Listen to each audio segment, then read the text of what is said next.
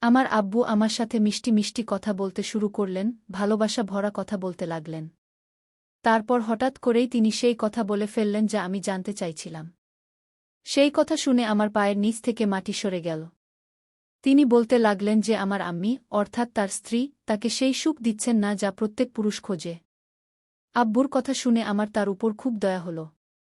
আমি তাকে ভালোবাসায় জড়িয়ে ধরে বললাম, আব্বু, আপনি চিন্তা করবেন না, আমি তো আছি আপনার সেবা করার জন্য। কিন্তু তিনি যেন অন্য কোনো জগতেই ছিলেন। এতটা শোনার পর আমার আব্বু আর থাকতে পারলেন না এবং উপরে থেকে কয়েক দিনের ক্ষুধার্ত তিনি নিজেকে নিয়ন্ত্রণ করতে পারলেন না। এবং তারপর আমার না মানা সত্ত্বেও। বন্ধুরা, আপনাদের আবারও স্বাগতম আমাদের আজকের মনোমুগ্ধকর গল্পে। আমাদের আজকের গল্পটি আমার এবং আমার আব্বুজির সত্যিকারের গল্প। বন্ধুরা, আমার নাম জোয়া এবং আমরা পাঞ্জাবে থাকি। আমাদের বাড়িতে ৫ জন থাকি, আমার আম্মি, আব্বু এবং আমার দাদা দাদি। আমি আমার আম্মি আব্বুর একমাত্র মেয়ে, তাই তারা আমাকে খুব আদরযত্নে বড় করেছেন। আমার বয়স এখন ১৮ বছর এবং যখন আমার বয়স ১৬ বছর ছিল তখন আমার আব্বু আমার সাথে। আমার আব্বু দেখতে খুব সুন্দর, তার বয়স এখন ৫৫ বছর, কিন্তু তিনি দেখতে ঠিক ৩০ বছরের ছেলের মতো। আমার আম্মির বয়স ৪০ বছর, তিনি দেখতে খুবই সুন্দর, কিন্তু তার চিন্তাভাবনা পুরনো ধাঁচের। তিনি একজন সাধারণ ও সরল মহিলা, যিনি তার বেশিরভাগ সময় রান্নাঘর এবং ইবাদতে কাটিয়ে দিতেন। তিনি দাদা-দাদির, অর্থাৎ তার শ্বশুর-শাশুড়ির খুব সেবা করতেন এবং আব্বুকে একদমই সময় দিতে পারতেন না। আপনাদের জানাই যে আমার আব্বুর নিজের ব্যবসা ছিল। আমরা খুব ধনী না হলেও আল্লাহর দেওয়া সব কিছুই ছিল।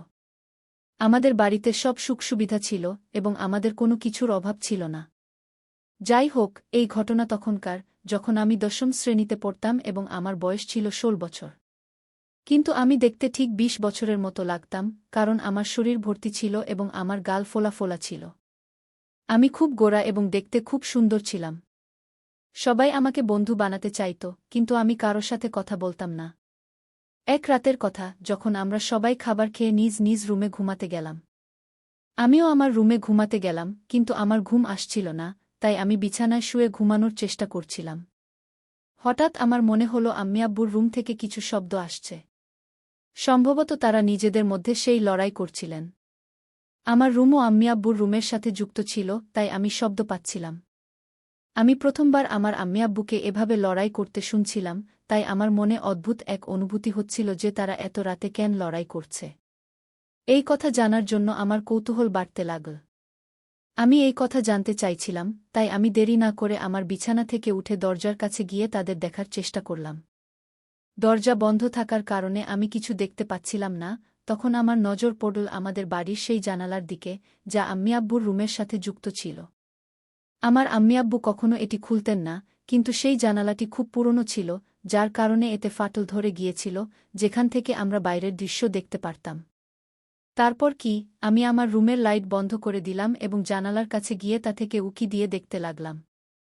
ভেতরের দৃশ্য দেখে আমার হুঁশ উড়ে গেল। আমার আব্বু জান আমার আম্মিকে কিছু করতে বলছিলেন, কিন্তু তিনি বারবার না করছিলেন।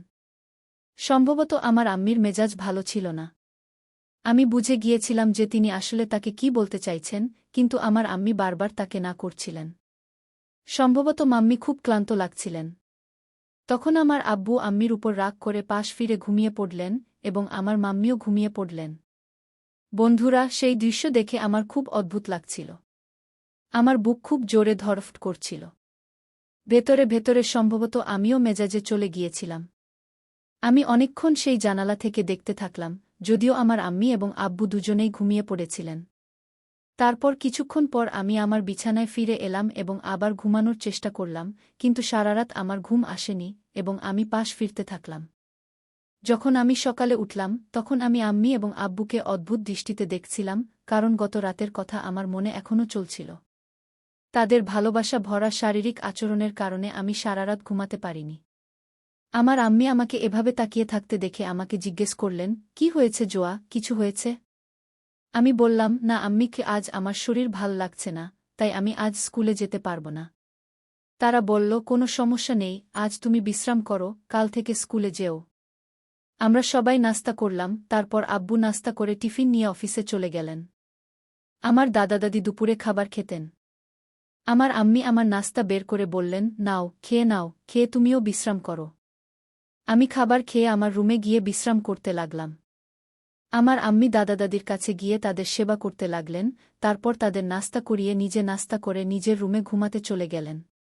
তারপর আমি আমার রুমের জানালা দিয়ে, যা আম্মির রুমের সাথে যুক্ত, তাতে উকি দিয়ে দেখলাম, আম্মি তার রুমে ঘুমাচ্ছেন। কিন্তু আমার মনে কাল রাতের কথা এখনও চলছিল, আর আমি রাত হওয়ার অপেক্ষা করছিলাম। যখন সন্ধ্যা হল, আব্বু বাসায় ফিরলেন, আবার সেই কথাগুলো আমার মনে চলতে লাগল। তারপর আমরা সবাই খাবার খেলাম, খেয়ে নিজ নিজ রুমে ঘুমাতে চলে গেলাম। আব্বু আমাকে খাওয়ার সময় জিজ্ঞেস করলেন, জোয়া, তোমার শরীর ঠিক তো? আমি বললাম, হ্যাঁ আব্বু, একদম ঠিক আছে। তখন হঠাৎ আমার মুখ দিয়ে সেই রাতের কথা বেরিয়ে গেল। আমি বললাম, আপনারা দুজন রাতে কেন ঝগড়া করছিলেন? আব্বু অবাক হয়ে বললেন, কখন, কোথায়, কাদের সাথে? তারপর আম্মি আব্বুর মুখের দিকে তাকালেন, আর আব্বু অবাক ছিলেন যে আমি এটা কিভাবে জানলাম। আমিও এই কথা শুনে ঘাবড়ে গিয়েছিলাম যে আমার মুখ দিয়ে এটা কি বেরিয়ে গেল। কিন্তু আমি বুদ্ধি খাটিয়ে কথা সেখানেই ঘুরিয়ে দিলাম আর বললাম, আমার রুমে রাতে শব্দ হচ্ছিল, মনে হচ্ছিল যেন আপনারা দুজন ঝগড়া করছেন। তখন আব্বু বললেন, ওহ না, সেটা তেমন কিছু নয়। আমি বললাম, ঠিক আছে। তারপর আমি আমার রুমে ঘুমাতে চলে গেলাম, আর আম্মি আব্বুও তাদের রুমে ঘুমাতে চলে গেলেন। তখন আব্বু আম্মিকে বলতে লাগলেন, তাই তো আমি বলি, কম চিৎকার করো, তোমার কিছুই বোঝার নেই। বাসায় আমাদের মেয়েও থাকে, সে এখন বড় হয়ে গেছে, আমাদের সতর্ক থাকা উচিত আর তারও খেয়াল রাখা উচিত। আম্মি বললেন, হ্যাঁ, আপনি ঠিক বলছেন। আম্মি কালকের জন্য বলতে লাগলেন, তারপর আব্বু আবার কালকের কথা নিয়ে জিদ করতে লাগলেন। আম্মি আবার সেই একই নাটক শুরু করে দিলেন আর মানা করতে লাগলেন। তখন আবার সেই সব হতে লাগল, আর শব্দ আমার রুমে আসতে লাগল।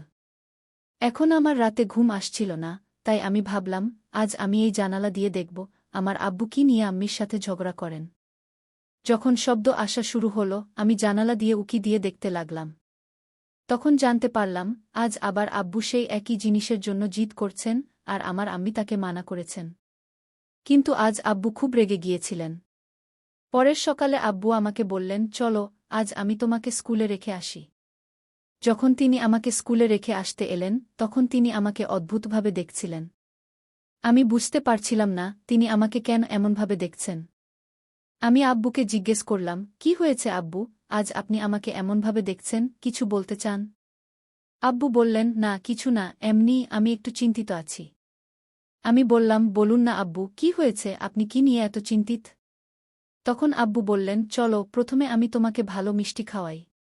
তিনি আমাকে মিষ্টির দোকানে নিয়ে গেলেন আর সেখানে আমাকে ভালো ভালো মিষ্টি খাওয়ালেন, আমি খেলাম। তারপর তিনি বললেন, চলো, এখন আমি তোমাকে একটি ড্রেসও কিনে দিই। আমি বুঝতে পারছিলাম না, আব্বু কেন এমন বলছেন। কিন্তু যখন আমি এই সত্যিটা জানতে পারলাম, আমার হুঁশ উড়ে গেল। কিন্তু আমি খুব খুশি ছিলাম, কারণ আব্বু আমাকে নতুন জামা দিয়েছিলেন, মিষ্টিও খাওয়ালেন। আমি বললাম, আব্বু বলুন, আপনি কিছু চিন্তিত ছিলেন। আব্বু বললেন, হ্যাঁ জোয়া, আমি ব্যবসা করি, তাতে আমার কারো সাহায্য দরকার হয়। আমি তোমার আম্মিকে প্রতিদিন রাতে বলি, আমার এই কাজে সাহায্য করো, কিন্তু সে একদমই আমার সাহায্য করে না, দিনরাত তোমার দাদা-দাদির সেবায় কাটিয়ে দেয়। আমার জন্য তার সময় নেই। এখন তুমিই বলো, আমি কি করব? যাই হোক, আমার ব্যবসায় লোকসান হচ্ছে। তখন আমি বললাম, আব্বু বলুন, যদি আমি আপনার কোনো সাহায্য করতে পারি। তিনি বললেন, জোয়া, তাই তো বলছি। আমার আব্বু যে ব্যবসা করতেন, তাতে সস্তার জিনিস একপাশে আর দামি জিনিস একপাশে রাখতে হতো। শুধু এতটুকু সাহায্য চাই। আমি বললাম, হ্যাঁ আব্বু, আমি আপনার সাহায্য করবই। তারপর আব্বু বললেন, তুমি রাতে আমার রুমে চলে আসবে।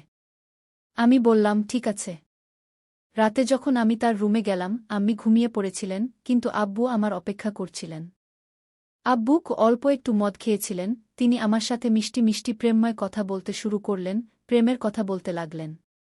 তারপর হঠাৎ তিনি সেই বিষয় নিয়ে আলোচনা শুরু করলেন যে বিষয়টি আমি জানার জন্য জানালা দিয়ে দেখতে চাইছিলাম।